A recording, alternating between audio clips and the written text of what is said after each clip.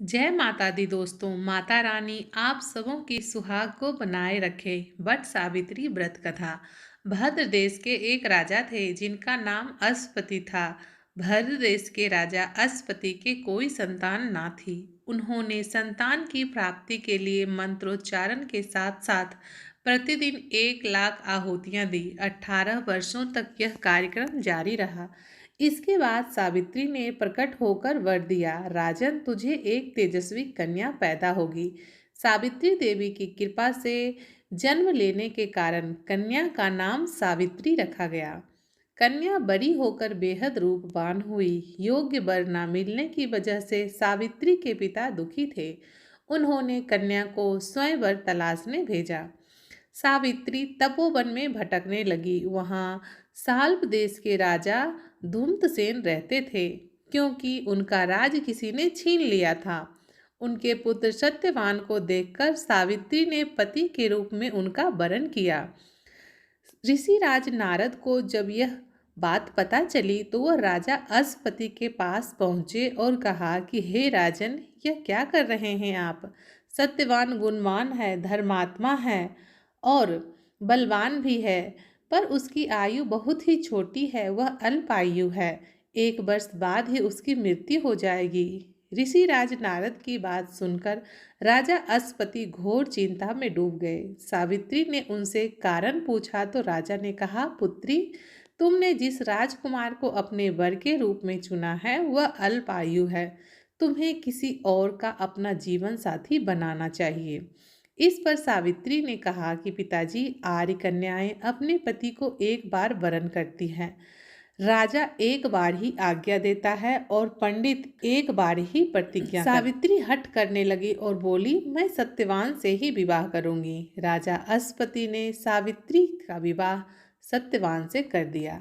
सावित्री अपने ससुराल पहुंचते ही सास ससुर की सेवा करने लगी। समय बीतता चला गया। नारद मुनि ने सावित्री को पहले ही सत्यवान की मृत्यु के बारे में बता दिया था। वह दिन जैसे जैसे करीब आने लगा, सावित्री अधीर होने लगी। उन्होंने 3 दिन पहले ही उपवास शुरू कर दिया। नारद मुनि द्वारा कथित निश्चित तिथि पर पितरों का पूजन किया। हर दिन की तरह सत्यवान उस दिन भी लकड़ी काटने जंगल चले गए। साथ में सावित्री भी गई। जंगल में पहुंचकर सत्यवान लकड़ी काटने के लिए एक पेड़ पर चढ़ गए।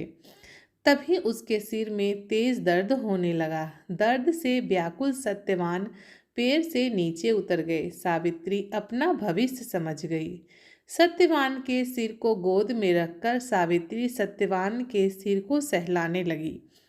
तभी वहां यमराज आते दिखे। यमराज अपने साथ सत्यवान को ले जाने लगे। सावित्री भी उनके पीछे पीछे चल पड़ी।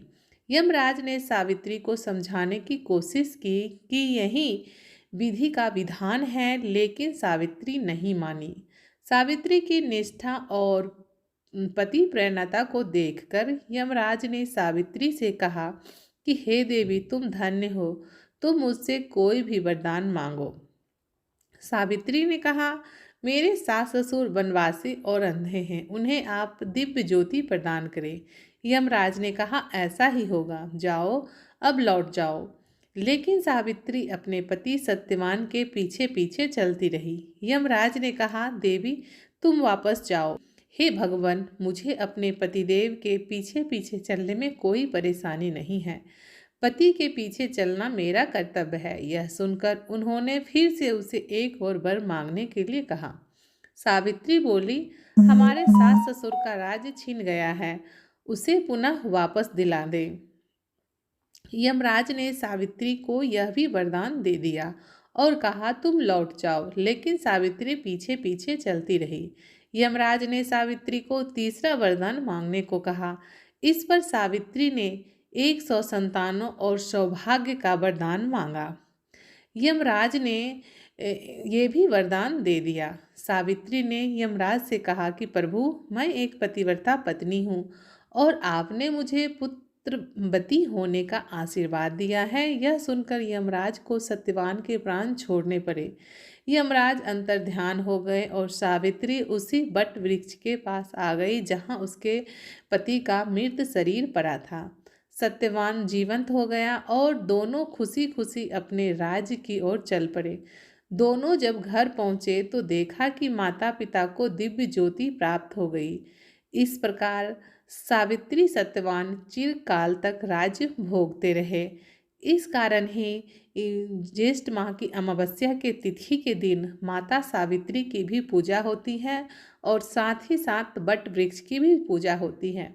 इस दिन शंकर परिवार की पूजा की जाती है। गणेश, माता पार्वती, कार्तिकेय और शिव शंभू की पूजा की जाती है। जो भी सुहागिन महिलाएं हैं अपने सुहाग की प्राप्ति के लिए इस दिन व्रत रखती हैं। यह व्रत 3 दिनों का होता है। एक दिन पहले नहाय खाय होता है और व्रत की तिथि जो जिस दिन व्रत होती है अमावस्या के दिन व्रत रखा जाता है और अगले दिन किसी पंडित ब्राह्मण को दान देकर या फिर भोजन कराकर खुद भोजन किया जाता है। तो उम्मीद करती हूँ आपको वीडियो पसंद आई होगी। आइए अब कथा हम सुन लिए हैं, अब आरती का भी हम आनंद लेते हैं।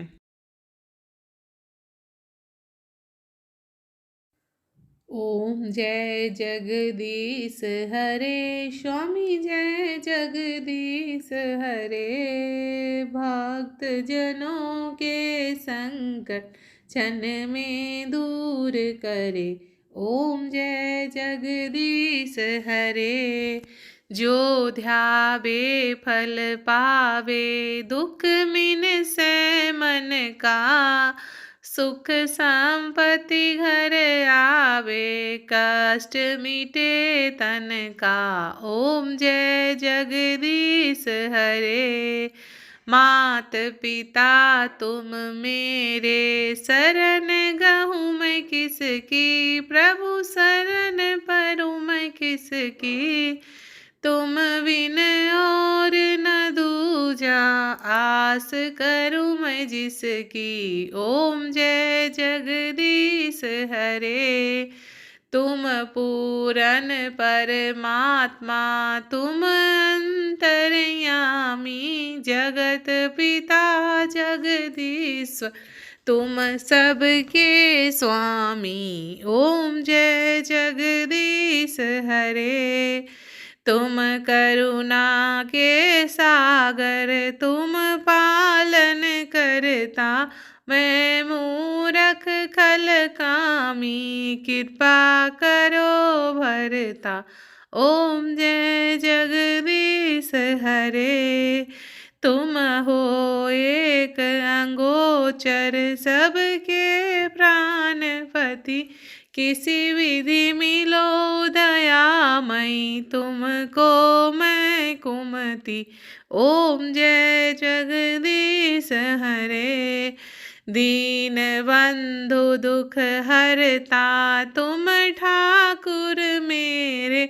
स्वामी रक्षक तुम मेरे, अपने हाथ उठाओ, अपने शरण लगाओ।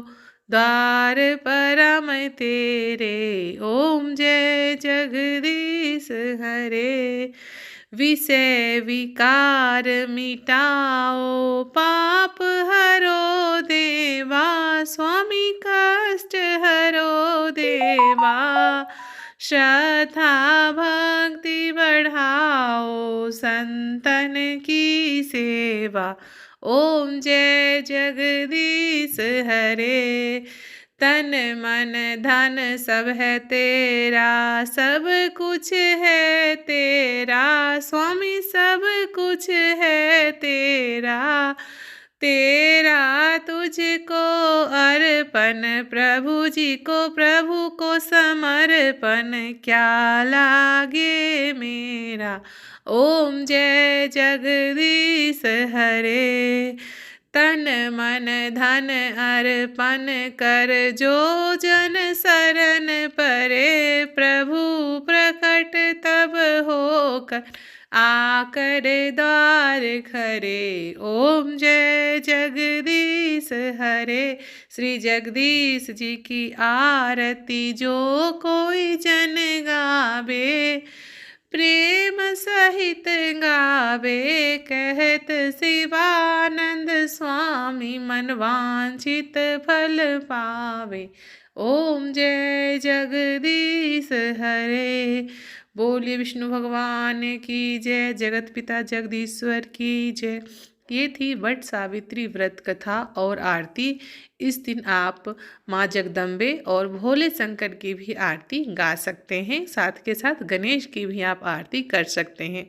धन्यवाद। माता रानी आप सबों की सुहाग बनाए रखे और आप सबों की मनोकामना पूर्ण करे।